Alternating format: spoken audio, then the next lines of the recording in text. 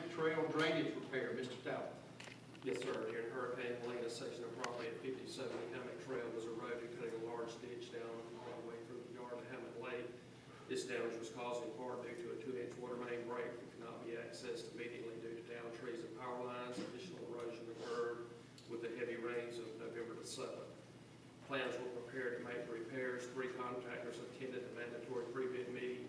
2 bids were received. Glean Construction for $200,350 and Roundtree Construction for $179,227. Staff recommends approval and authorize the chairman to sign the agreement with Roundtree Construction for $179,227. Okay, any questions for Mr. Stout? Hearing none, I'll entertain a motion.